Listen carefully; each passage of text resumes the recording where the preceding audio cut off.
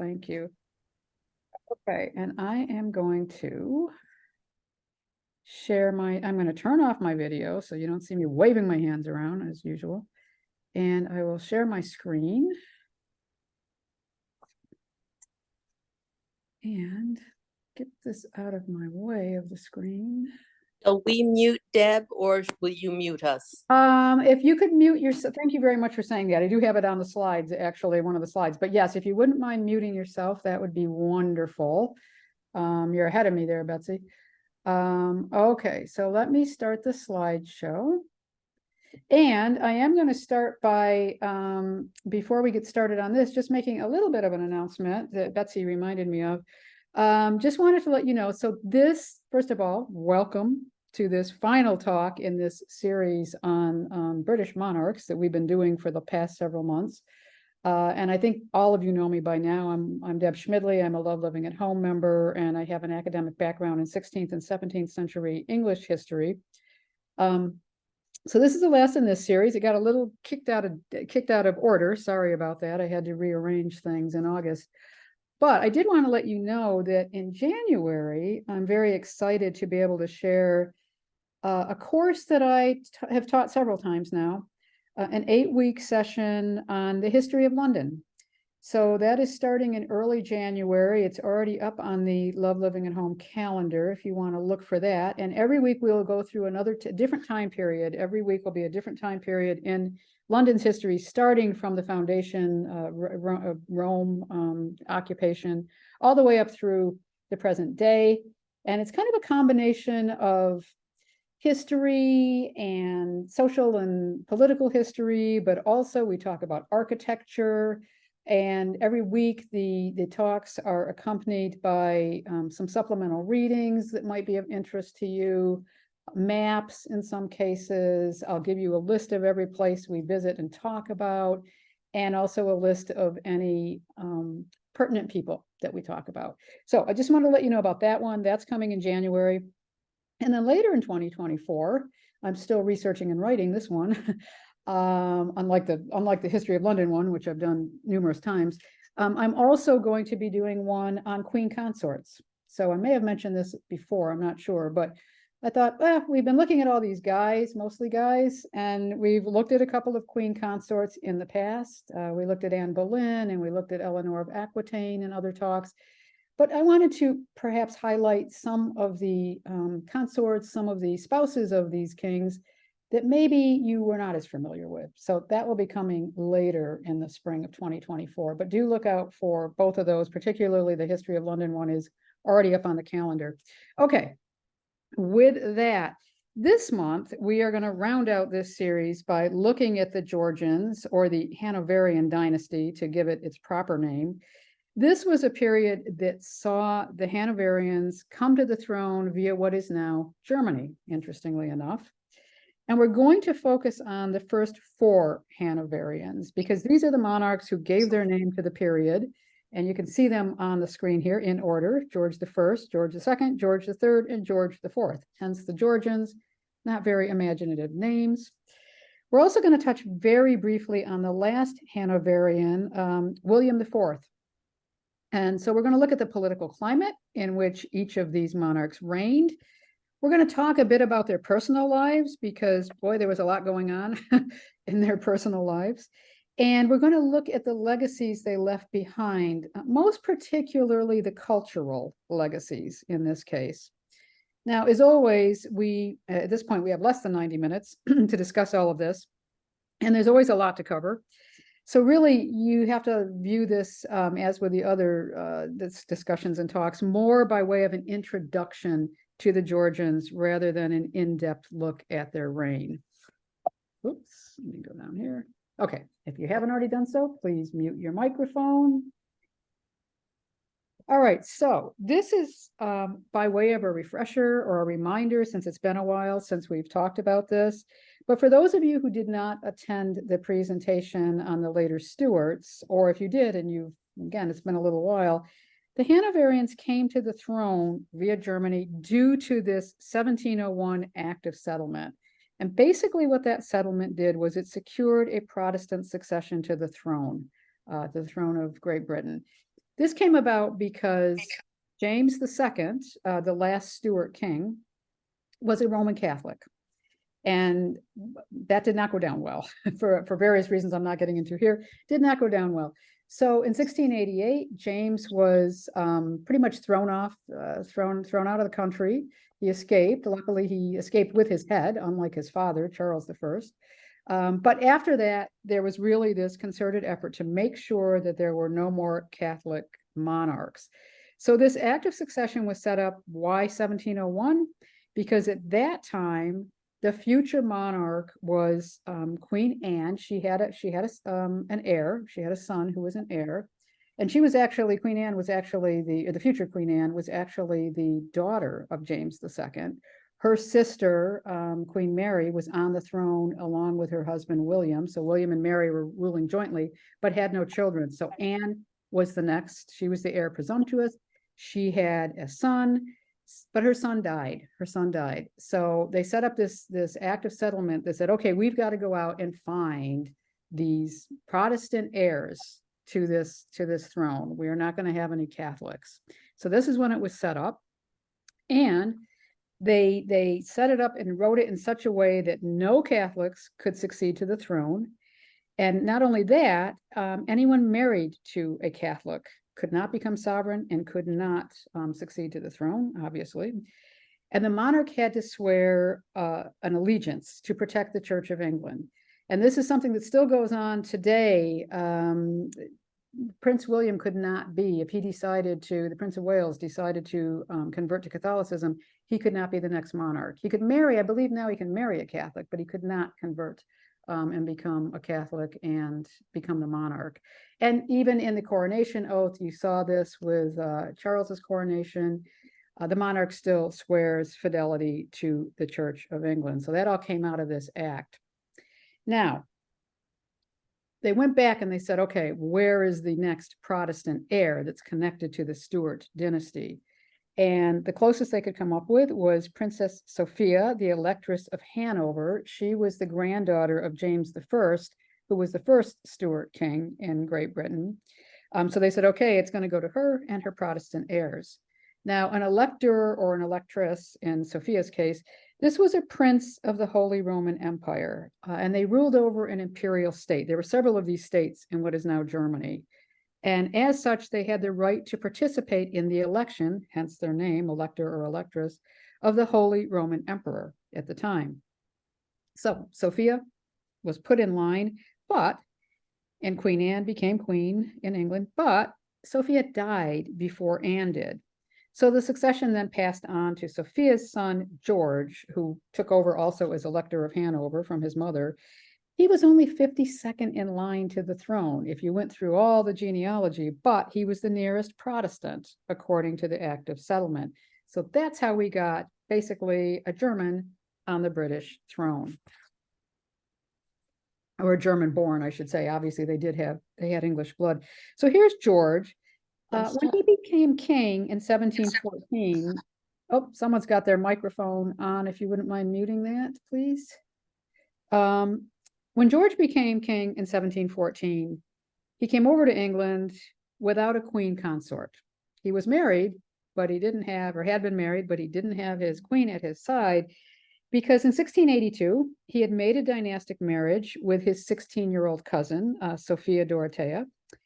The couple went on to have two children, a son who became the future George II, and a daughter, another Sophia Dorothea, who would become the mother of Frederick the Great, actually. But the marriage was an unhappy one, and Sophia attempted to escape Hanover more than once, twice actually, with the assistance of a Swedish nobleman who was rumored to be her lover. So George subsequently divorced Sophia. He imprisoned her for the rest of her life in a castle in a remote section of Germany. So that was one little family drama. He came over without a wife, but there were other dramas that we're going to get into later, and we're actually going to see repeated patterns of as we go on. So he comes to the throne under rather difficult circumstances. He spoke German and French. He was not fluent in English. They used to say he couldn't speak any English. That wasn't true, but he wasn't fluent in English. He was born in Germany. He was raised in Germany. He was not attuned to the culture in England. He wasn't thrilled about this. He didn't want to come over and be king. And actually, his subjects and people at court were not so thrilled about this idea either. And his introduction into England was really not helped by the fact that his predecessor, Queen Anne, she refused to have his family present in Britain before she died. So nobody knew who this guy was. He was a total stranger, pretty much coming over. And it took him 6 weeks after Queen Anne's death to arrive in London. So he had some things going against him here. And there was even concern that there was going to be uprisings and riots about him coming to the throne. Luckily, that did not happen. And you can see here, this is an image of his arrival into London and the great procession as he came in. So I said I was going to talk about relationships, the political situation. Can you, there's something wrong with the dates on the previous slide. Can let me see. Can you go back and correct that, please? Sure. The previous, that's it. Oh, yeah. Well, okay, so he reigned, let's see, what did I get wrong here? Oh, yeah, right, yes, I will correct that. So he actually reigned from 1714 to 1727. Sorry about that. Okay, so the 1760 is totally. That's right. That's correct. Yeah, that's correct. It's the second one. Sorry. Thank you for catching that. Yeah, sorry. He reigned from 1714 to 27. Thank you for pointing that out, just to clarify that. Okay, so when George came to the throne, he favored the Whig party, and he didn't hide his partisan politics. So again, as a reminder, the Whigs were people that they wanted Parliament to control who became king. You know, they were behind some of this act of having, you know, the act of settlement. In other words, the Tories, on the other hand, they were supporting the Catholic Stuarts' claim to the throne. So basically, George was a supporter of the Whigs. And when he came to the throne, he had already spent 54 years of his life in Hanover. And he continued to rule in Hanover as the elector. So he had two jobs, basically. He was wearing two hats. So frequently, he would go back to Hanover, especially since he really didn't want to be in Britain to begin with. He would take very long, prolonged absences, trips back to Hanover. This did not go down well with a lot of people, but because he spent so much time in Germany, he was really heavily dependent on his government ministers in Parliament to oversee things. And really, after a few years, he rarely attended cabinet meetings at all. He just wasn't that interested. And what this did was it allowed the cabinet to formulate policies. And as long as those policies were backed by a majority in the House of Commons, the king was pretty much powerless to resist whatever they wanted to do. So he was an absent king. He was on the side of the Whigs, which was bad for the Tories because he really kind of cut the Tories off at the knees because of this. And he pretty much, you know, they got a lot of control because he wasn't around a lot. Now, that said, he was very active in British foreign policy. He was interested in that, in part because he wanted to protect the interests of Hanover. So when they overlapped, he was very interested. He forged an alliance against the Spanish with France, and he ensured the ratification of by Great Britain of the 1725 Treaty of Hanover. So he was engaged with foreign policy, not so much with domestic policy. About a year into his reign, George faced a rebellion by this man, James Francis Edward Stuart, who was the son of the late deposed Catholic king, James II, the one I mentioned earlier. So James II had a son after he became a Catholic, and that's part of the reason he was thrown off the throne, because they said, oops, now we're going to have a Catholic succession. James had those two daughters I mentioned earlier, Mary and Anne, but they were Protestants. James and his son and his wife, second wife, were not. So they all went off to France in exile, and James's son had been living in exile in Europe.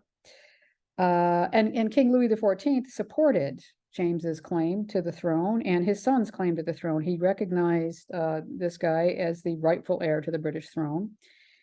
And the old pretender, as he was dubbed, and that's because we had a new pretender, he launched an unsuccessful invasion into Britain about a year into George's reign.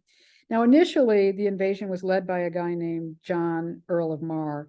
John, Earl of Mar, was originally supporting George I. He had allegiance to George I, but then he switched sides. And he went over to what we call the Jacobites. The Jacobites just comes from James, which means they were supporters of these Stuarts, these Catholic Stuarts.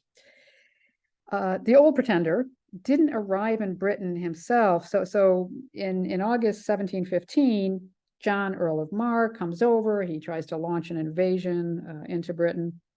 The old pretender didn't arrive until a few months later, in December of 1715, but he really couldn't make any headway. Nobody could make any headway with this invasion. It was a failed attempt. And so they all went back in January, they all went back to France and kind of gave up. But this failed rebellion did convince George I and his party, his Whig party, that they really had to secure this new regime in Britain. So George ended up appointing Whigs to almost all public offices, including senior university and church appointments. And what this did was it really cemented the Whig dominance in government and really marginalized the Tories for decades. Now, in 1719, there was another Jacobite uprising. This time it had the support of Spain. It was launched from Spain. So there was an invasion of about 27 ships carrying 5,000 soldiers, and they set sail from Spain to Scotland. They always came in through Scotland. And they thought, we're going to rally the Scottish clans because, the Stuarts were originally from Scotland. So they're going to rally the Scottish clans. But there were severe storms on the way over from Spain, and only 300 Spanish troops managed to land on the west coast of Scotland. And then the clans really weren't that interested. To make matters worse, when they landed, only about 1,000 recruits came out of the clans. They're like, yeah, we don't want to get into your fight here. Ultimately, a few months later, the Jacobites were defeated, and the old pretender remained in exile the rest of his life. He died in Rome in 1766, but his reign, if you want to call it that, as the pretender to the throne, because he considered himself, the actual monarch, his reign as pretender lasted just over 64 years, because he was just a baby when he left England initially. So that was even longer than the reign of Queen Victoria, even though he never actually sat on the British throne. But the greatest threat to George I didn't come from overseas, didn't come from these failed rebellions, but rather from a domestic event called the South Sea Bubble. So in short, I'm not going to go into detail on this, but in short, in 1720, Parliament granted the South Sea Company a monopoly to trade between Africa and Spain and Spain's American colonies. And in return for that, the South Sea Company said, we'll take over the national debt. We'll take over all of your debt, the country's debt. Investors were really enticed by this idea of, oh, there's Latin American gold, there's a lot of money to be made. So they started, snapping up stocks, which of course we know what happens with that. It wildly inflated the prices of these shares as they did so. And by the summer of 1720, demand for these shares in this company really reached a fever pitch. And it was reported that everybody from the king's mistress on down to just rural workers, laborers, they were all trying to invest in this company, trying to buy any shares they could afford, because they saw this as a way to make an easy profit and get rich quick. But as we have seen, when you try to play these games, the market was unsustainable, the bubble burst, and it caused a national crisis and really widespread financial ruin. And commoners and even famous people like Sir Isaac Newton lost their fortunes or lost a lot of money in this endeavor. So what you see here is an engraving from the painter William Hogarth, the famous painter and engraver William Hogarth. And this is called the South Sea Scheme. And it's basically just Hogarth's way of presenting a moralizing critique of the greed that was going on, people gambling, and how all of this kind of led to damnation and destitution with all of these people. There's a guy laid out here, looks like he's dead. You've got the devil over here. So just kind of the chaos that went on around all of this. And I mention this because Deb, can you go back to that? Yeah. the foreground looks like the torture wheel, and Yeah, there's a priest there trying to get a confession. Oh, you're right. You're right. Yeah, yeah. There's a And priest. what has that got to do with the South Sea bubble? I think it was probably this man. I don't know why they would be torturing him, but I'm guessing part of this is that he had to confess to his guilt over his greed and you know, trying to make money, being gluttonous about trying to make money type of thing. But that's a good point. I am not, yeah, I missed I missed this guy about to like beat him again. And it looks like St. Peter with the keys to the kingdom here. There's a lot going on in this particular etching. People gambling over here. Yeah, I think it was just because, again, this was a moralizing tale on the part of Hogarth, who was very good at these satirical etchings, if you've seen any of his others. And I think, I don't know why the man would be being tortured unless he was being tortured by his own guilt of thinking he was going to make money, not dishonestly, but, you know, it wasn't seen seemly to try to go out and make yourself rich really quickly. So that's my guess. I'll see if I can find any more interpretation on this particular piece. And if I can, I'll have Leslie share it. But yeah, because there's a lot going on. Okay, so the reason I mention this is because, of course, this economic crisis made George I and his ministers not very popular for obvious reasons. I think George I even invested in this company. But the most influential minister in the cabinet at that time was this man, Robert Walpole. And in April of 1721, he was appointed as the first Lord of the Treasury. In effect, that made him the first minister, the prime minister. This was not a title. Prime minister, as we know it today, was not a title that was used back in the time of George I.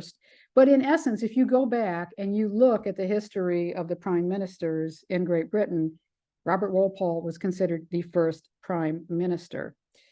He was also the longest running one in British history. His premiership ran from 1721 to 1742. And his rise coincided with the continued decline of the political power of the monarchy. George became, as I said before, less and less involved in government. Walpole was very skillful.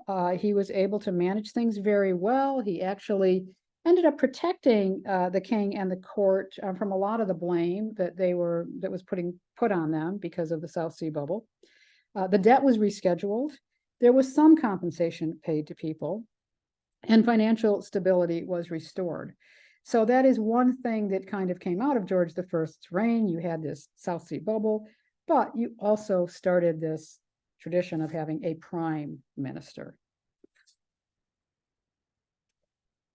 Now, I alluded to family drama and family problems. George I had a long-standing difficult relationship with his only son, who you see here, George Augustus, who was the Prince of Wales. We're going to see as we look at these monarchs, a pattern of this intergenerational family conflict. It was not uncommon with the Georgian monarchs. In fact, when it comes to dysfunctional families, today's Windsor dynasty has nothing on the Georgians, believe me. Hanoverians had it all over them. It's kind of hard to say exactly how and when George's relationship started souring with his firstborn son, One factor may have been the fact that, you know, the future George II, his mother was imprisoned by his father. He was only 11 years old when this happened, and he never saw his mother again. So, you know, that probably left some bad feelings. We do know that by the time George Augustus came to England, his relationship with his father was already really poor. And what didn't help any of this was the fact that, well, George I wasn't all that interested in government, and he was gone a lot of the time in Hanover. The future George II, on the other hand, he really inserted himself into politics, and he displayed a really strong interest in kind of acting as a shadow king in his father's absence. And this was not lost on his father. His father did not like this idea. He thought he was getting above himself. So whenever he was absent from court, when George I was absent in Hanover, Usually what happens when a monarch is off doing battle, whenever they're out of the country or indisposed, they name a regent. And usually that regent is either their heir, who is of age, of majority to rule in their stead, or sometimes it's the queen consort, as we will see later when we get into the talks on the queen consorts. There were queen consorts who served as regents. But in the case of George I, what he did was he set up a regency council of ministers to kind of take care of business while he was gone. So he totally cut off his son, George Augustus. You didn't usually see these regency councils unless you had a monarch who died and left an underaged son, underaged heir, then they might set up a regency council. So obviously this did not go down well with George Augustus. But the incident that really drove a wedge between father and son happened at the christening of George Augustus's fifth child, who was a son. George I insisted that the Duke of Newcastle be a godfather to this new prince. But George Augustus said, yeah, no, that's not happening. I'll decide who the godparents of my children are. You have no say in this. Nonetheless, the Duke of Newcastle shows up at the christening to be a godfather. He and George Augustus have words. And the story goes, we're told, that they got into a verbal argument, and George Augustus called him a scoundrel and threw him out of the christening, and in doing so said, I will find you later. But the Duke of Newcastle heard this as, with George Augustus's thick German accent, the Duke of Newcastle claims he heard this as, I will fight you later. And he took that as a challenge to a duel. So he went back to George I. He said, your son insulted me. He wants to have a duel with me. George I was furious. He threw George Augustus and his wife out of St. James's Palace where they were living. But to make matters even worse, he kept their children. Now, at this time, they had 3 daughters living with them and this newborn baby son. And they had a son that was left behind in Hanover, who we'll talk about later. So suddenly and he had a legal right to do this. George I had a legal right to do this. So suddenly they're separated from their children. Sadly, the newborn son only died a few months later. So really bad blood between father and son. George Augustus and his wife eventually settled in Leicester House in London, and they established a rival court. And that kind of acted as a gathering place for those who were politically opposed to the king and his government. And for his part, the king said anyone employed by or received by George Augustus would not be able to hold office at my court. They will not be welcome at my court. So again, they feuded. Eventually, there was a partial reconciliation. Again, kind of, that was a sort of down to Robert Walpole, who tried to bring them back together. But this breach really started a pattern, as we're going to see with the other Hanoverians, of opposing the heirs, opposing the monarchs in one way or another. All right. Now, I want to talk about, I mentioned the cultural legacies that were left behind, things you can still see or hear for the most part today. So George I was a patron of the arts. He collected works by Rubens, among other painters. He appointed noted painters as court artists, and he had them carry out work at Hampton Court Palace and Greenwich Palace. And most notably, he commissioned William Kent to decorate, remodel, and refurbish the state apartments at Kensington Palace. And this is quite interesting because as part of this, Kent did this mural. If you've been to Kensington Palace, you've seen it.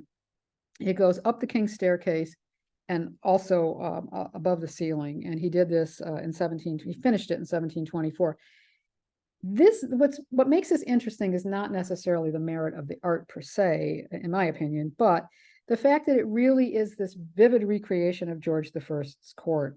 So it's people you would have seen if you walked into the court of George I, some unnamed, like the yeomen of the guard, but also real people that were in George's court. So it's really pretty fascinating. There are 45 people painted onto the walls and ceilings. And in fact, William Kent put himself on the ceiling with his mistress. But these are people you would see if you walked up the staircase, and if you had been in the court, you would have recognized some of these people. And I want to point out a couple of them. The curators at Kensington Palace have done a really good job of identifying who a lot of these people were. It's quite fascinating. So the first one I wanted to talk about was Peter the Wild Boy. You can see him in the green over here, the little green suit, and there's a close-up of his face there. Peter was found in the German woods. It was believed he was brought up by animals. He could not speak. He ran around on all fours. Now it's believed, of course, that he may have had some sort of rare genetic disorder and perhaps was abandoned by his birth parents. But anyway, he was brought to England by George I, basically as a human pet, as a human novelty. And they think he was about 12 years old when he came to court. And each day, the courtiers would try to squeeze him into this little green velvet suit, which he absolutely hated. They were never able to really tame Peter in that sense. And they tried to make him sleep in a bed. He wanted to sleep on the floor. They tried to teach him to speak. He never did learn to speak, unfortunately. But kind of an interesting character that George brought him over sort of as a novelty to England.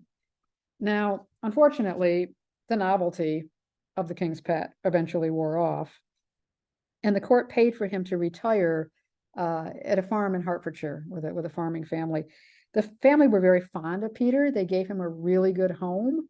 He used to wear a collar around his neck, kind of like a dog, with his name and where he lived, because he couldn't speak and he would wander off.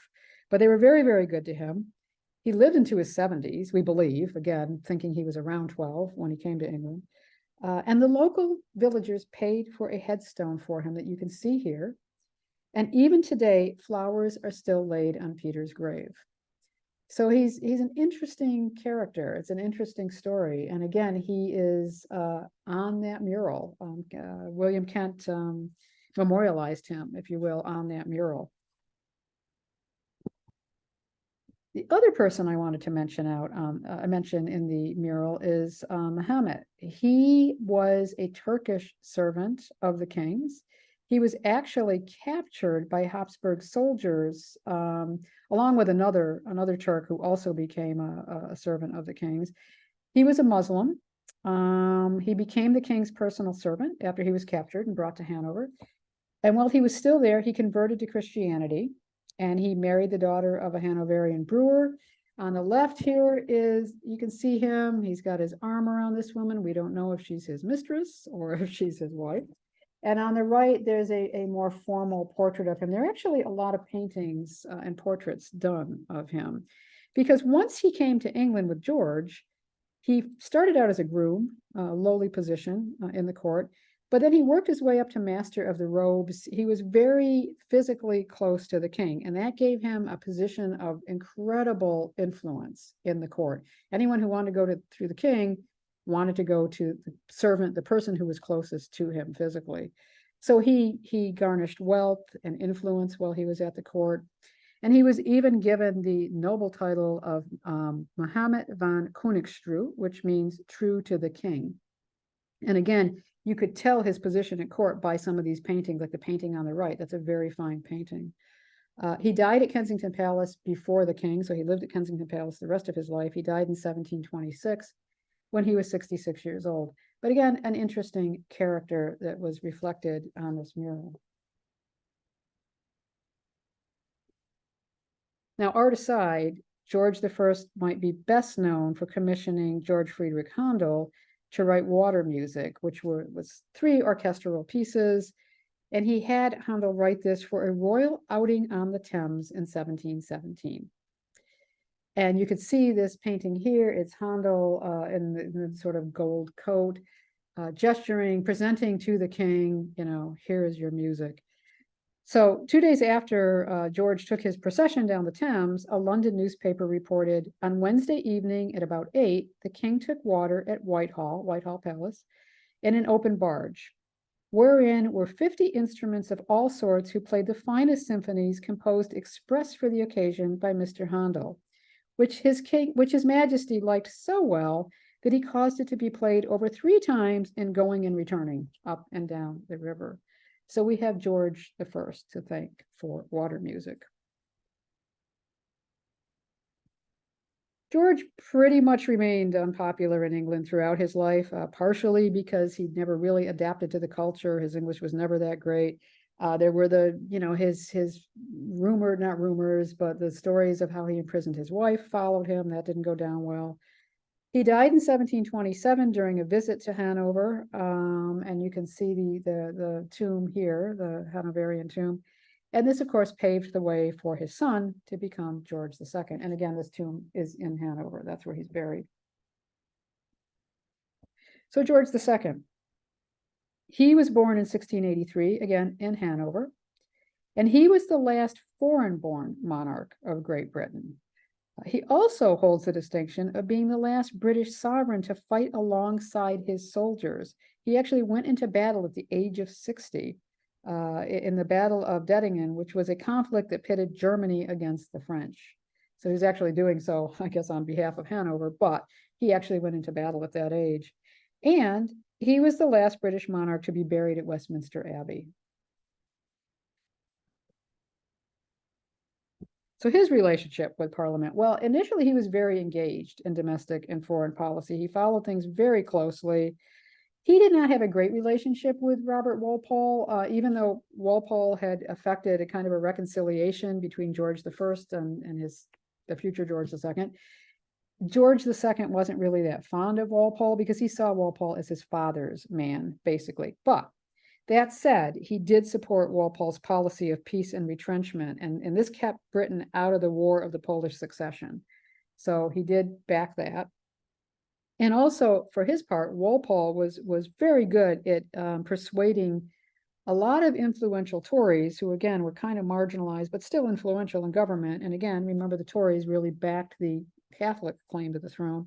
He was able to persuade many of them who had been Jacobites to acknowledge George II's legitimacy, to acknowledge the Hanoverian dynasty. So that was very important. Like his father, George II also faced a domestic crisis. In this case, it was the excise crisis of 1733. And this time, the axe kind of came down on Walpole, on Robert Walpole, because Walpole tried to impose unpopular excise duties and taxes. People were smuggling goods into Britain, and money was being lost that way because duty and taxes weren't being paid. So Walpole tried to address some of this. People did not like this. Opposition began to grow. And again, in part, that opposition was coming from George II's son and heir, who we'll talk about in a minute. So again, you're seeing this pattern repeated of son being against father, because he became, his heir became a leader of the anti-administration faction. By 1742, Walpole was forced to resign, so that was the end of his tenure as prime minister. And in the coming years, Parliament really pressured George II. He had a little rocky relationship with George II. He had a favored minister that was not favored in Parliament, so they pressured him to get rid of this guy. And they all resigned, the rest of the Parliament resigned temporarily in protest and said, we are not coming back unless you get rid of him. They also forced George to accept the appointment of William Pitt into Parliament. William Pitt later became prime minister. So he had a somewhat rocky relationship with Parliament, to say the least. And like his father, George II faced a rebellion from those pesky Catholic Stuarts across the water. So in July of 1745, Charles Edward Stuart, the son of James Stuart, the son of the Old Pretender, he arrived in the Hebrides aboard a French frigate. Now, this time, he was able to gain the support of about 2,000 Highland clansmen. And in September of that year, the young Pretender, or Bonnie Prince Charlie, as he was known, he entered into Edinburgh and he proclaimed his father. He said, my father is King James III. So, he was still alive. The Old Pretender was still alive, but this time it was the son leading the revolt. So he said, my father is James III. He's King James III, and I'm his regent in this country. I'm acting as his regent. Now, initially, in this case, the Jacobites had the upper hand, and that's because most of the British army was off fighting on the continent in the War of the Austrian Succession. And by November of 1745, Charles was actually doing quite well. He had 6,000 soldiers. They crossed the border into England. They captured the town of Carlisle, and they started marching south, and they were hoping we're going to pick up some English support along the way here. But in response to the invasion, a militia was set up, and the youngest and favored son of George II, since he didn't get along with his heir, his youngest son, a man named William, Duke of Cumberland, who was off on the continent fighting with some of his regiments in this the war over there, he was called back with his regiments to kind of help put down this rebellion. Now, by early December, the Young Pretender was only about 125 miles outside of London, so he was doing quite well, but his fortunes took a turn. His army suffered a series of desertions. Very few Englishmen were interested in rallying to his cause. And to make matters even worse, there was a much hoped for French invasion that was going to come behind the Young Pretender, because remember, the French Catholic kings were supporting this invasion, but it never happened. For whatever reason, they never came. So the Young Pretender and his troops, they retreated to Scotland, and they were defeated once and for all in Scotland by the Duke of Cumberland's forces, by George II's favored son. With that, Bonnie Prince Charlie escaped to France. That was pretty much the end of the Jacobite movement as any serious threat to the Hanoverian dynasty. So that kind of put an end to that. Deb, this is Leslie. I'm sorry to interrupt you. That's I okay. just made Betsy Hillman the host. There's Oh, something great. going on with my computer. I Okay. might be dropped from this. So Okay. Betsy, if the recording stops, just start it again. If I'm likely going to be booted off of this Zoom. Okay, Leslie, I just sent you a message. I'm on an iPad. Will that be a problem? It shouldn't be. Okay, and so I'll get a Deb, I'll make Deb or Yeah, you could you make can. Deb co-host. Yeah, if I'm a And co-host, I should be able to go in and record if it stops. I apologize. I'm so No sorry. problem. No problem. No problem. Okay. Thank you. No problem. Thank you. Thank you for overseeing these things. Okay, so George II's personal and family life. Well, George was said to have been rather boring and bad-tempered. He was very stubborn. And he took a long-standing and long-suffering mistress, this woman, Henrietta Howard.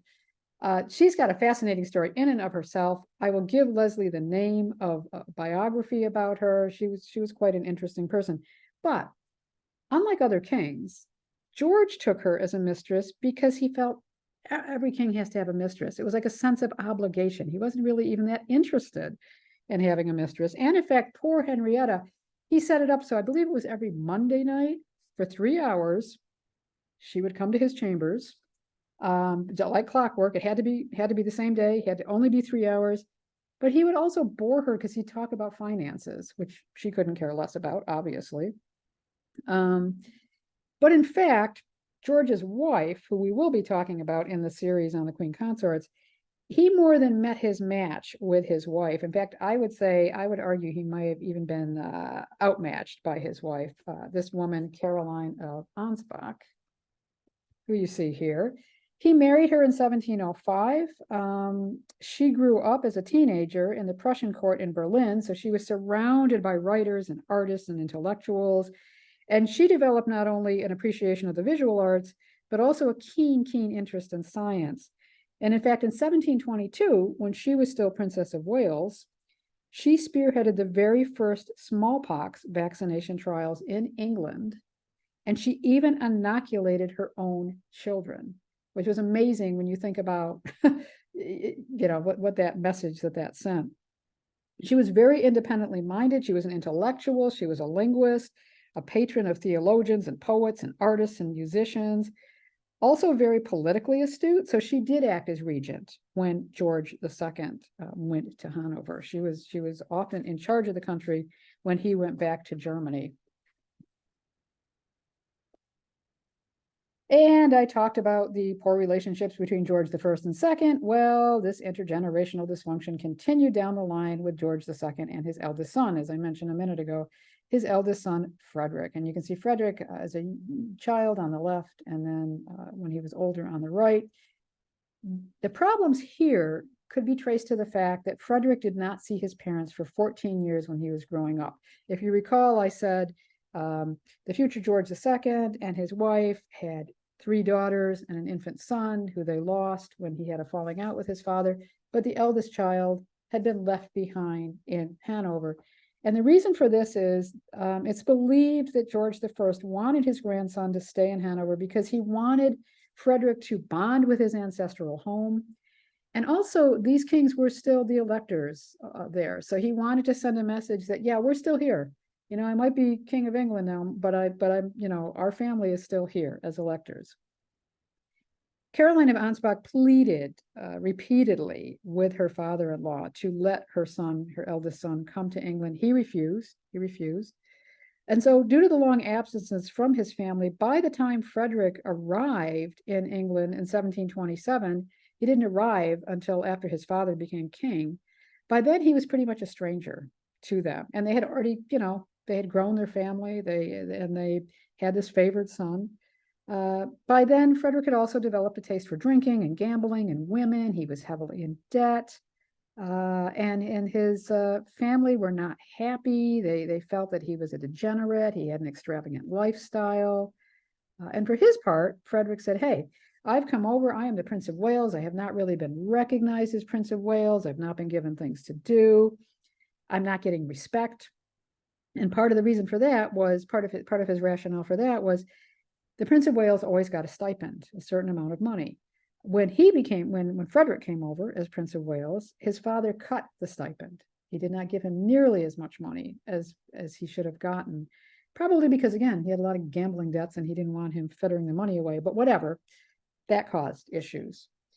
But the breaking point came in 1737. By now, Frederick had married, he settled down, he got rid of a lot of his bad habits, but he was still openly ignored by his father. He was not on speaking terms with his mother. And when Frederick's wife, Augusta, was pregnant with their first child, George II insisted that Frederick and Augusta remain at Hampton Court Palace for the birth. He said, I want my grandchild born at Hampton Court Palace. Well, just like his father before him, Frederick said, you're not telling me what to do. So poor Augusta, she went into labor in the middle of the night, and Frederick literally scooped her up and carried her off to St. James's Palace in London, which was, by modern roads today with a car, is about 17 miles on modern roads. So you can only imagine what a torturous journey this must have been for this woman. Not surprisingly, the king and queen and Caroline were furious. Frederick and Augusta were banished from court. Frederick, any chance he had of a meaningful role was out the window at that point. The couple set up a rival court, again at Leicester House, where his father had lived before him as Prince of Wales. And again, Frederick sponsored a group of opposition politicians. So, sound familiar? Now, shortly after Frederick's exile, Queen Caroline became seriously ill, but George II refused to let his son see his mother. When she died, Frederick didn't even go to her funeral. He didn't even attend her funeral. There were brief periods of calm between father and son, but they never had a lasting reconciliation. And in fact, it was believed at one point that George II was actually looking at ways to remove Frederick from the line of succession in favor of his younger brother, William, Duke of Cumberland. But this conflict came to an unexpected and sudden end when Frederick died very unexpectedly when he was 44 in 1751. So that kind of put an end to that conflict. So George II's legacy, he was a great lover of opera and music. And one of his greatest cultural legacies, and one that still influences coronations today, was his commissioning of Handel's Zadok the Priest. This is a very iconic piece of music. If you've ever seen, well, I'm sure you've heard it anyway, probably a lot of you are familiar with it, but if you've ever seen footage of Elizabeth II's coronation, or if you watched Charles III's coronation in May, this music was composed for George II's coronation, but it's been used, I believe, at every single British coronation since. I'm hesitating only because William IV, who we'll talk about right at the end, he really had a scaled back coronation and he cut out a lot of music, but I think Zadok the Priest was still played at his coronation. I'm not absolutely sure, but that was something that he left the nation and the world. He also, Deb, Yep, are you saying Zadok the priest? Because it says Zadok the king. oh God, jeez. You know, guess who didn't edit their slides very well or proofread? Yes, I am very sorry. It's the Okay, priest. no, I just wanted to. Sorry, no, it is Zadok the priest. Gosh, I guess usually I go through and make sure I proofread these, but I've made 2 mistakes in this one. Sorry. Yes, it is Zadok the priest. Thank you. Yeah, my brain was on kings, I guess.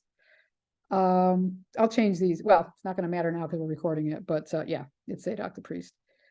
In 1757, George also presented a collection of valuable manuscripts and about 9,000 books to the then newly formed British Museum. This collection was referred to as the Old Royal Library, and that was because there was a later gift of books and manuscripts from George IV, which we'll see later. But these are all now housed in the British Library. The British Library took over all of the books and manuscript collection from the British Museum. So that was another legacy. Now, aside from cultural legacies, during George II's reign, not that this was necessarily his legacy, but these are very important things that happened during his reign, new levels of production in industries such as coal and shipbuilding and agriculture, they boomed because the Industrial Revolution was born. And at the same time, we saw more overseas trade. England expanded its territorial reaches into India and Canada. In fact, by the time we get to the end, by the time we get to 1837, which technically is the end of the Hanoverian period, the British Empire was covering 1/3 of the globe. So again, not directly down to George himself, but down to his government and down to things happening in the world during his reign. George died suddenly in 1760 when he was 76 years old. He suffered an aortic dissection, and he was buried alongside his wife, Caroline, at Westminster Abbey. And you can see a sketch here of the royal vault. And as I said before, he was the last monarch to be buried in the Abbey. And because Frederick, his eldest son, had preceded him in death, his grandson, Frederick had a son by then, so keeping it in the line of succession, his grandson, another George, succeeded him. That brings us to the George probably a lot of us, at least as Americans, know the best, George III. Now I'm staring at my screen to make sure I'm not making any more typos or mistakes on here. George III was born on the 4th of June, 1738. He was born in London. So again, eldest son of Frederick, the then Prince of Wales, and Princess Augusta. He was only 22 years old when he came to the throne because his father died young. And you know, by the time his grandfather died, he was the first Hanoverian king born in England. So he was the first one to have English of the Hanoverians as his mother tongue. And unlike his predecessors, who had all been born in Hanover and raised as Lutherans, George III was a devout Anglican. He had a very strong Catholic faith, really shaped who he was as a man. He had a very strong sense of duty, very high moral standards, and he held his friends and family to these standards. He didn't shift away from those. He had a really keen interest in book and art collecting. He loved music. He played 3 instruments. He was very interested in science and astronomy and botany, interested in new technologies. He had a collection of clocks. He was said to have been generous and good-natured and a patron of architects and scientists. He was also known to be penny pinching, a bit of a miser, but he lived a very non-ostentatious lifestyle, and that went down quite well with his subjects, despite this picture of him here and all his finery. Another interesting thing about George III was he's also said to be the first monarch who openly opposed slavery. He wrote an essay long before he became king, when he was young, and he argued that slavery was equally repugnant to the civil law as to the law of nature. Now, later in his life, he would be opposed to interfering with slavery in the colonies. He didn't want to touch that one, but he did sign the 1807 Act, which abolished the slave trade. So he was also had that.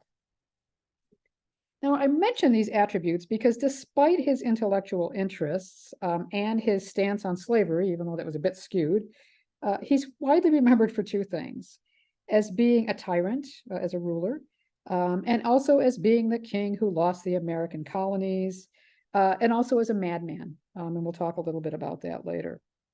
And these images were reinforced throughout the centuries, but most recently through Lin-Manuel Miranda's very popular award-winning musical Hamilton. And I'll say up front, I loved Hamilton. It was not history, right? It's a piece of theater. It's not a documentary. But George only gets, I think, 3 or 4 very short appearances in the play. But the original actor who played him on the left here, Jonathan Goff, stole the show every time he stepped on stage. And you can see a quote from one of the songs here that he sang. So he was really shown as this kind of, tyrannical, crazy man. But these assessments are really unfair. They limit the scope of who George III really was. And in recent years, his reputation has been in large part ignored, which is good. So his relationship with Parliament, well, he was extremely conscientious. He read all his government papers. Sometimes he even annoyed his ministers because he asked so many questions and he had such a strong interest in government, they kind of wanted him out of the way a little bit, like his predecessors. Now, he made many mistakes. He could be very self-righteous. He got bad advice sometimes. And again, he could be stubborn in his own right. He also had a real limited ability and a kind of a lack of subtlety when he was trying to deal with the sort of shifting alliances within the Tory and Whig political parties in Parliament, and that became a problem. He was accused of some critics, and particularly the Whigs. They thought that he was trying to reassert his royal authority in a very unconstitutional manner. In reality, he actually took a fairly conventional view of the Constitution. He was usually pretty careful not to exceed his powers. And particularly before the Revolution, the American Revolution, he really supported his cabinet's authority. And with very, very few exceptions, he influenced, but he didn't dictate policy. Now, it's true that he wanted to restore the monarch's power to determine his own ministers. We talked earlier about how Parliament pushed some of these agendas about, no, we're going to walk out en masse if you don't get rid of this minister. We're protesting, you've got to accept William Pitt as a minister before him, so he did want to get some of that authority back. He wanted to determine his own ministers, but once he did choose them when he could, they were allowed to have a free reign, a free hand to govern the kingdom. So he pretty much stayed out of the way, except for the American Revolution. He was very single-minded in his determination to put down the rebellion. Now, so was some of his government. Some were not, but he was hellbound and determined he was going to put down that American rebellion. And he did demonstrate political decisiveness in other matters. So in 1801, for example, he had a clash with William Pitt the Younger, his hand-picked prime minister. He picked this guy as prime minister. But he clashed with him. They disagreed over whether Roman Catholics should have full civil rights. George III said no. Again, he was a very devout Anglican, and he said, my coronation oath said I'm, swearing allegiance to the Anglican faith. William Pitt the Younger disagreed with him and actually ended up resigning as prime minister because of that. Now, we know a lot about the American Revolution, and I'm not going to go into great detail here.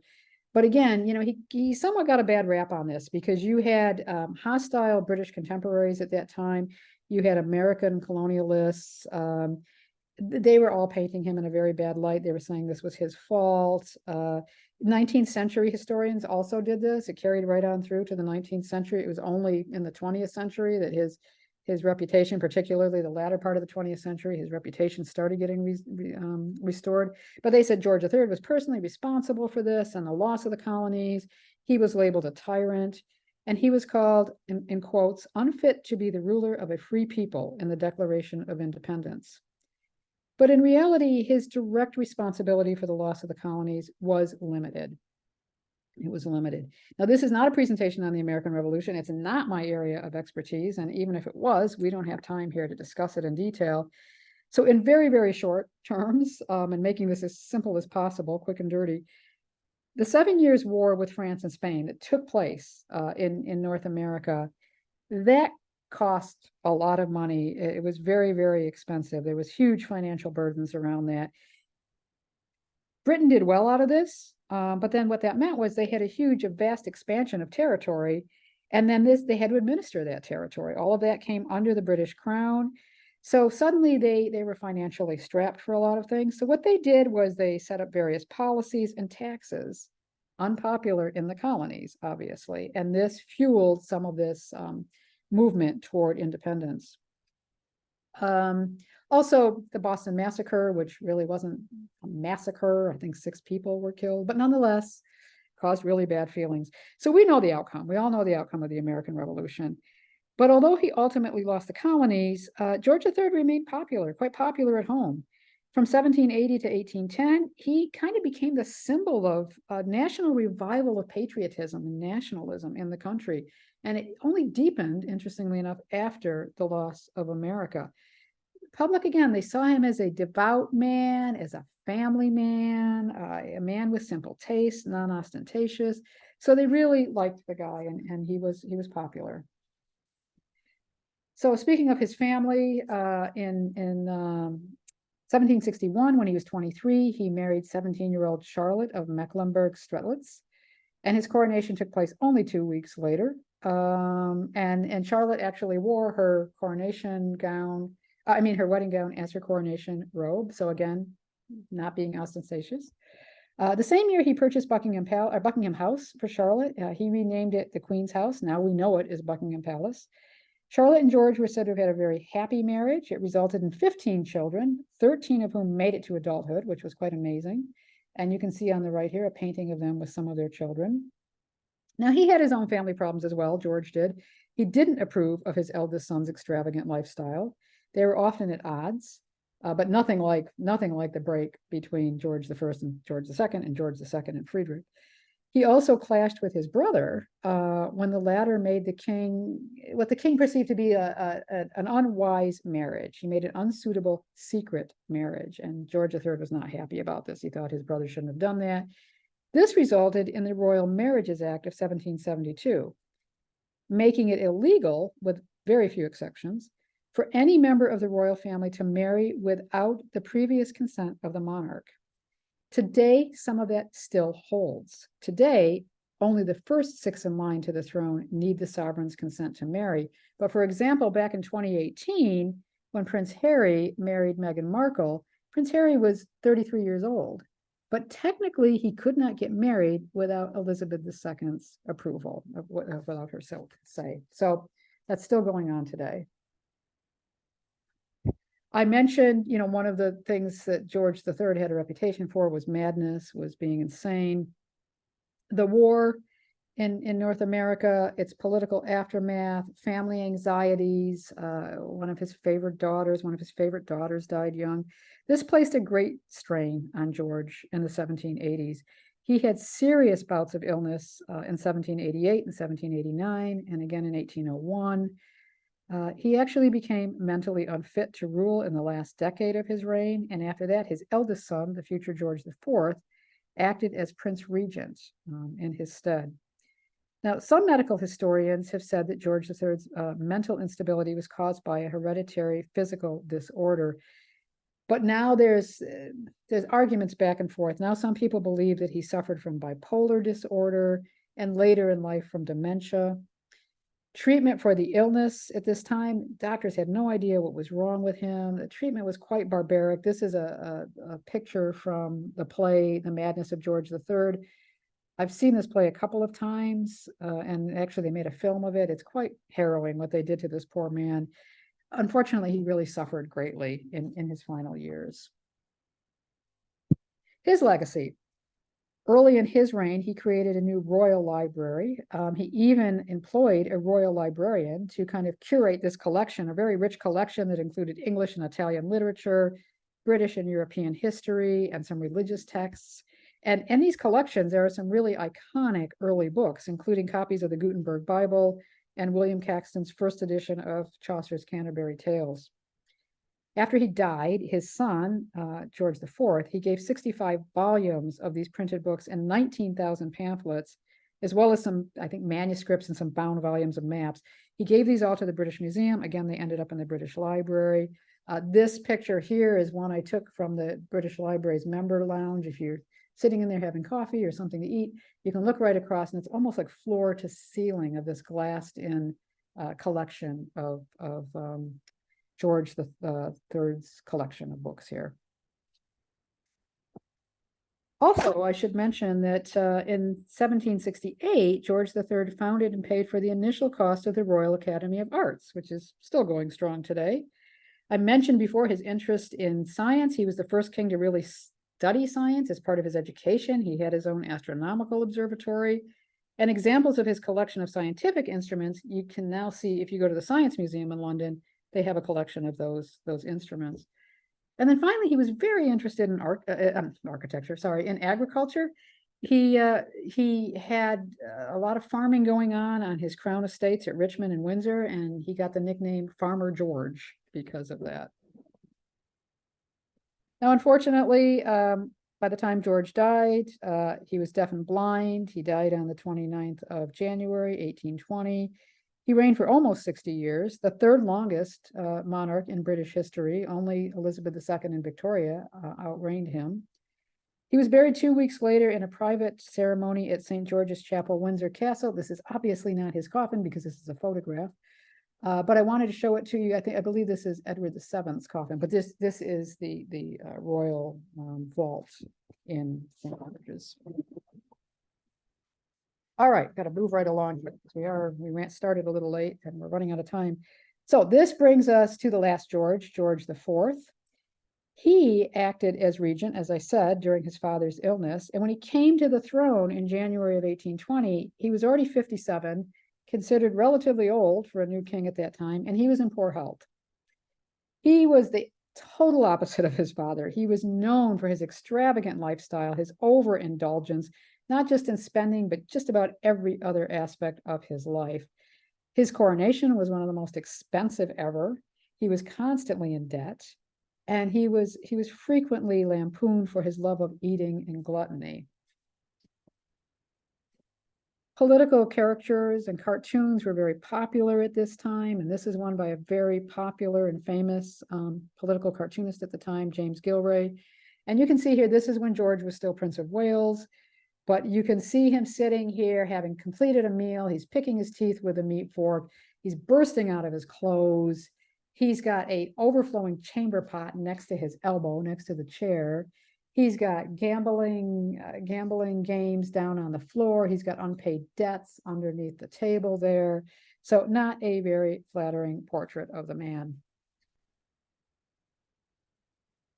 His relationship with Parliament was a weak one because he was beset by debt. So he really had to rely on Parliament to bail him out time and time again. And even before becoming king, his regency was contested between the Tories and the Whigs.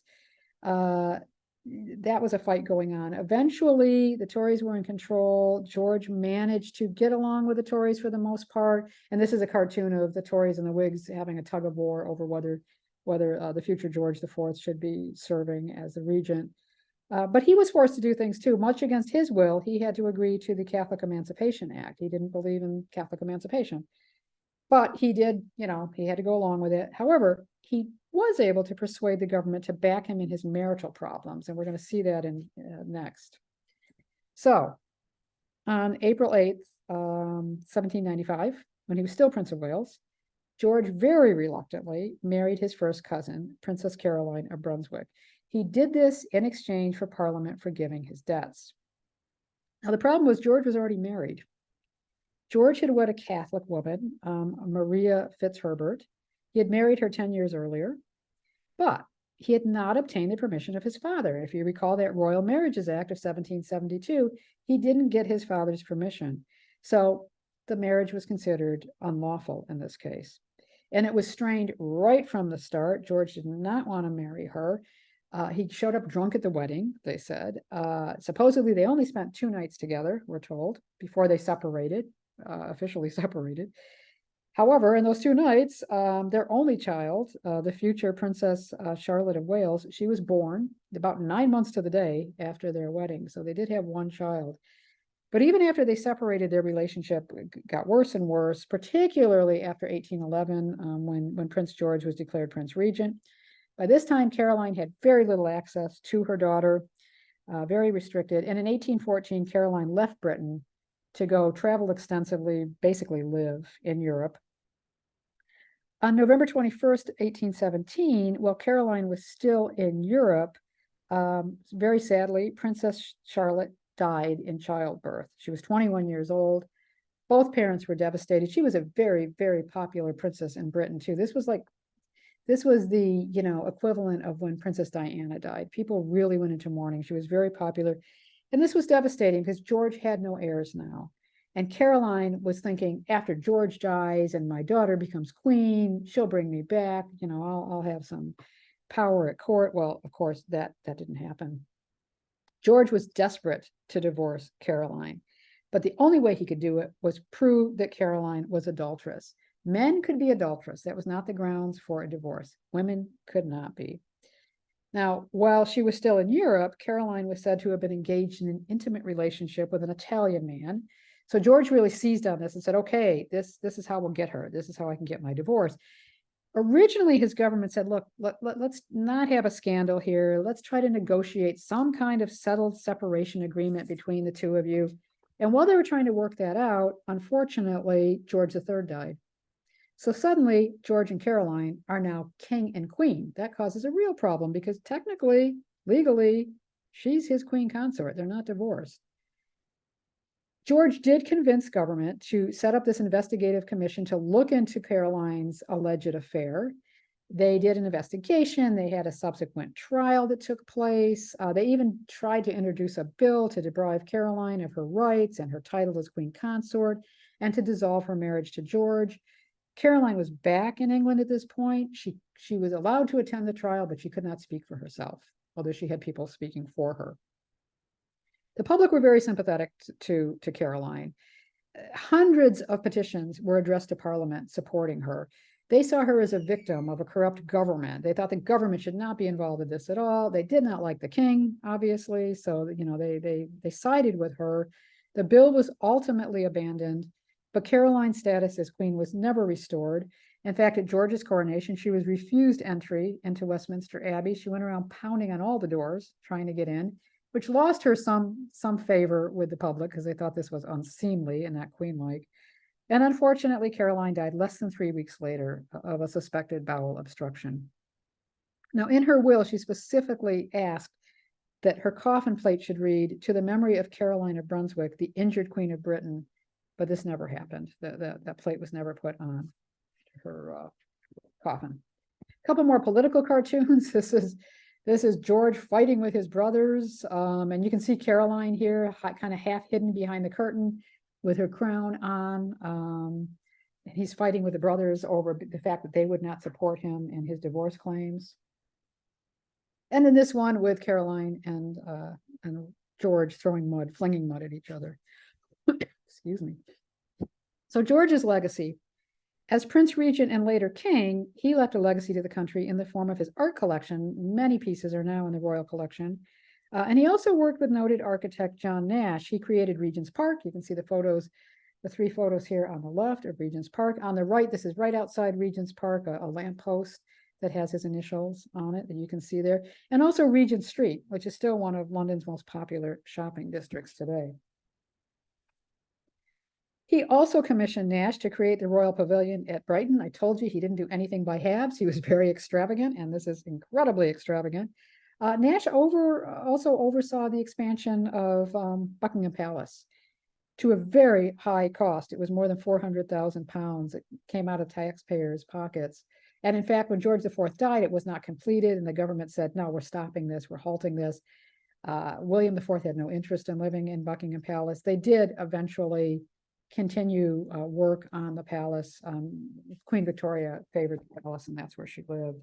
But so you've got, George's marriage difficulties, his extravagant lifestyle. He was not all that popular with people. He spent his final years in seclusion at Windsor. He died at the age of 67. And again, because his only heir, Princess Charlotte, had died, the throne then passed to his brother, William, Duke of Clarence, which is where we end this. Now, William was the 3rd son of George III. He was largely overlooked by history. He's the least well-known of the Hanoverians. This might be due to his relatively short reign and the lack of any real family drama in his life. He had a very long naval career, obviously ever expected to be king. His nickname was the Sailor King. He was stationed in the West Indies and Nova Scotia. He was a friend of Admiral Nelson's. And in 1811, he was appointed admiral of the fleet. He was quite adept at this. As for his family life, William had a long-standing mistress, the actress Dorothea Bland, also known as Mrs. Jordan. He lived very openly with her between 1791 and 1811. They had 10 children. All the children bore the surname Fitz-Clarence, which means son of Clarence. He was Duke of Clarence. Their relationship was widely acknowledged and accepted even by George III, despite George III's strong Christian feelings. But because of their difference in rank, obviously they could not marry. She had to be his mistress. They were together, like I said, for about 20 years. But then he was under pressure to marry. For one reason, he also had a lot of debt. So the idea was marry a rich woman, and this will help settle your debt. Also, none of his siblings had legitimate heirs, and that became a problem. So as people started aging out, it became more and more apparent that William was probably going to be the next monarch, and he needed heirs. He needed to be married. He couldn't be living with this woman. So Dorothea was cast aside. She was initially given a yearly sum of over £4,000 a year, which wasn't a bad amount of money, but the stipulation was she could never act on stage again. She couldn't set a foot on stage.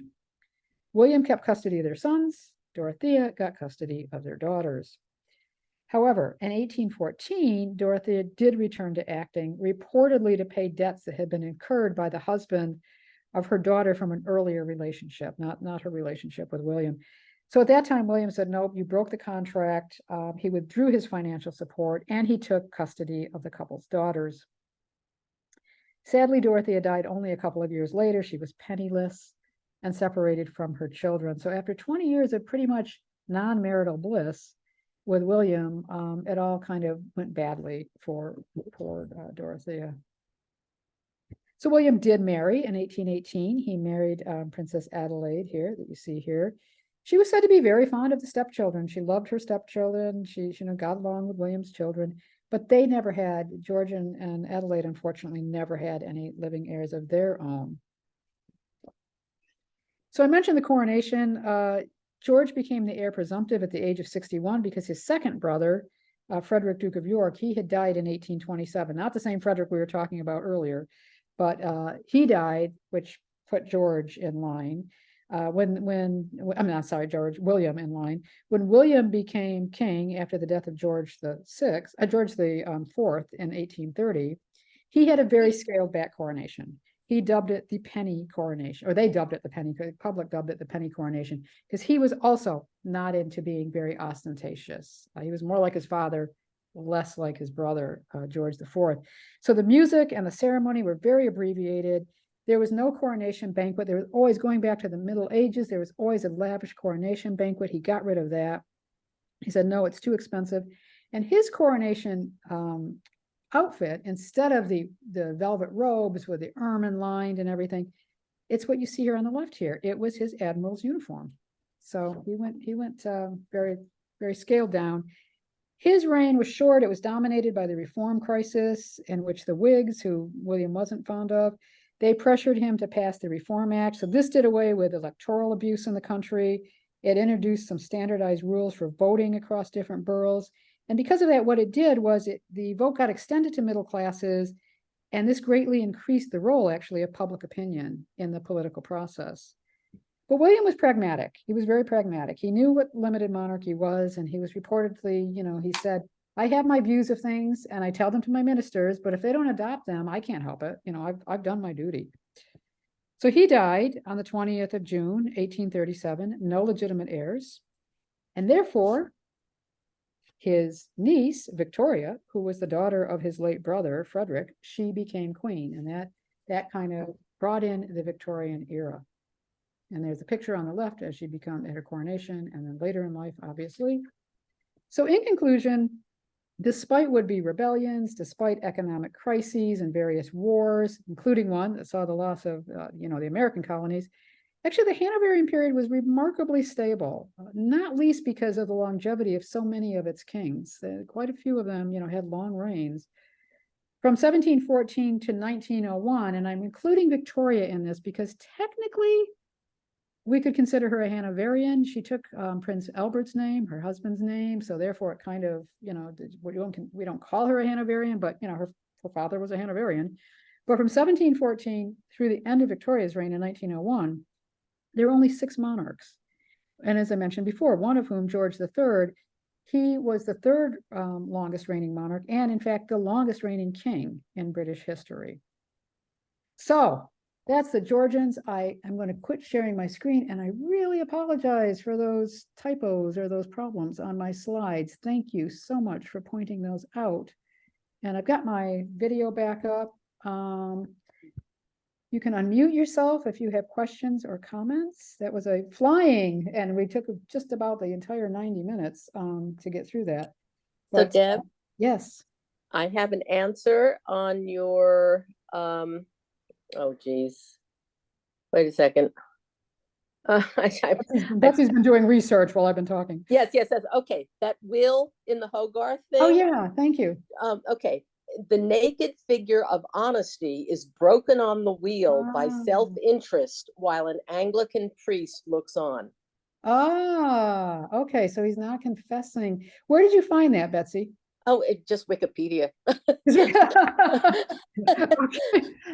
I just put in Hogarth, South Seas. The reason I ask is I'm going to try to find. I'll see if I can find something to have Leslie share with people that talks a little bit about that painting. But the Wikipedia one, two links came up, but one was from probably a more reputable source that was either the British Library or something. But I figured Wikipedia would be down and dirty, and so that's what I. Yeah, thank you for that. Yeah, I had read something a long time ago about all the symbolism in that, but didn't have time to put it all in, and quite frankly forgot some of it by the time. This is quite detailed. Yeah. More than you probably want to know. Hogarth is great. Hogarth, I loved Hogarth's works. He was quite good. Other comments or questions? Yeah, so thanks, Deb. A much clearer explanation than the list of dates I had to go through in school. Thank you. Well, I still threw some dates at you, but to me that's the least part of history. Yeah. History in school was boring. I like to make it more about the people and less about Thank you. Thank you, Peter. Yeah, your things are great, Deb. I mean, they're so engaging, and I just find them very, very interesting. Well, thank you, Betsy.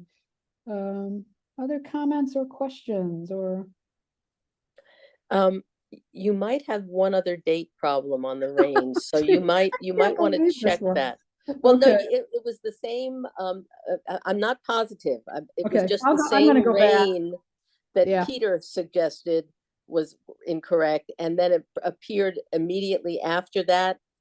Again, it's not. Yeah, I think the immediate after one was right, but what I'm going to do is, in the event that I offer this again sometime, I had better go back. Like I said, I'm usually really careful about this. I don't know where my brain was with this one. So my profound apologies for putting incorrect information on the titles.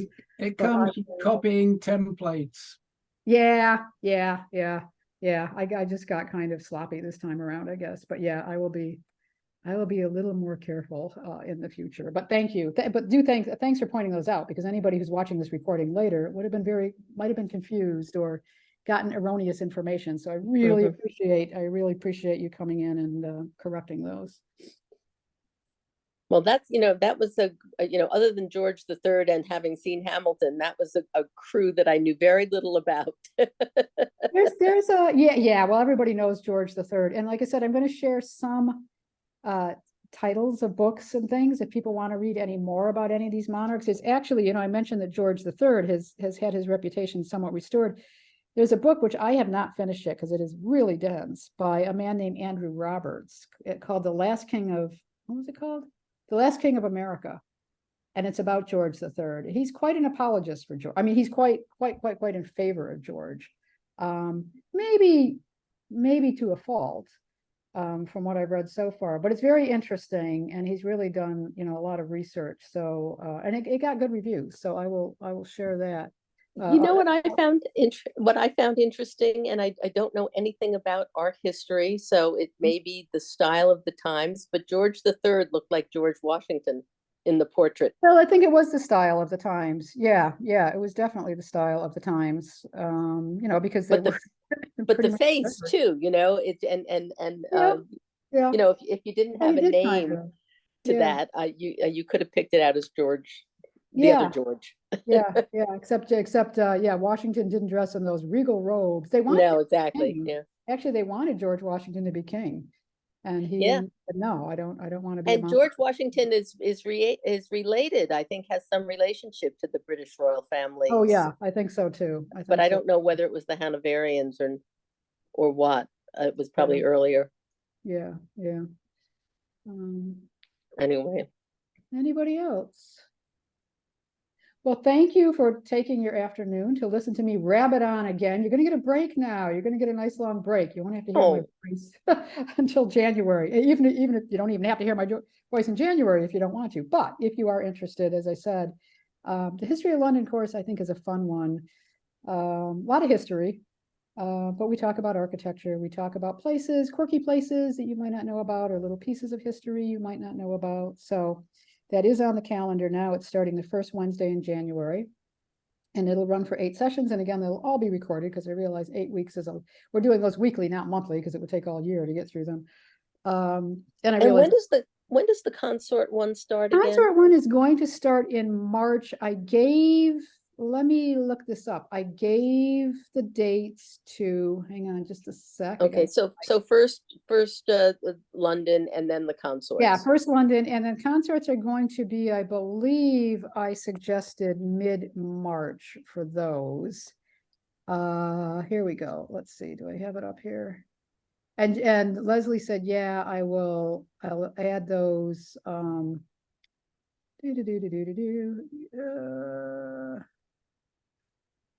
Yeah, I don't have it right in front of me right now, but it's going to be around mid-March. Okay. There's going to be like a little bit of what I wanted to do. The goal was to try to get everything done before summer, so that people could have summer too, because people are out traveling and everything. Yeah.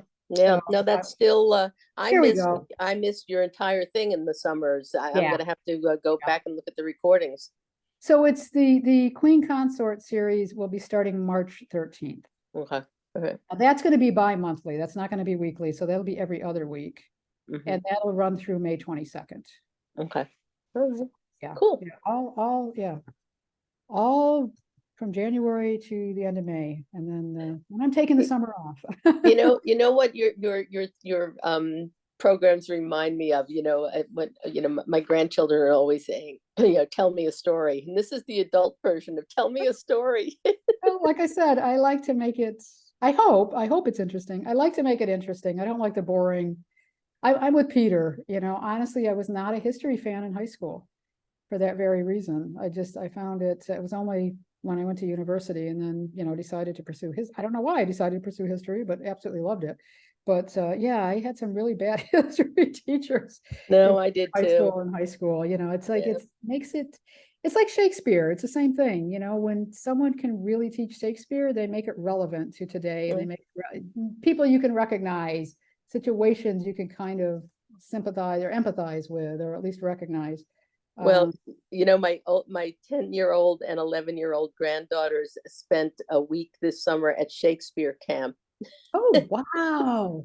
Really? They did King Lear for 11-year-olds. Really? Wow. That's a heavy play for 11-year-olds. Well, they were going on about gouging out eyes. That was well, the Shakespeare's language is amazing, but I think another mistake they often make when they teach it to school kids is you need to see it on stage. That's what it was written for. It wasn't written. The 11-year-old was running around reciting Shakespeare. She learned her part, and then she came home. This was in Colorado for Colorado Shakespeare Festival. They came home and she's got her nose stuck in this huge volume of Shakespeare plays. Well, that it's easier once you've seen it, once you've studied it, or you've seen it on stage or you played it. But I always said, they shouldn't start them off reading it. They should start them seeing it, because that's why it was written to be seen, not to be. Well, it Yeah. helps that my daughter's a theater professor and her husband, it was an acting major. Yeah. So it's in their blood. It's in their blood. Well, thank you very much. We veered off of the Georgians, Yes. but thanks again, everyone, for showing up, and see you in January. Thank you. Not before someplace else, but not. Deb, I made you a co-host. Did you have the opportunity to hit recording again? I don't think it ever stopped. No, I don't think it did either. No, because it's the still red light recording. is I still can see on. it. I can see Yes, it. It's still recording. that's what I thought too, because I didn't get a notice to do it either. So, Okay. okay. All right. Great. Thanks, everyone. Thank you. Bye. Bye.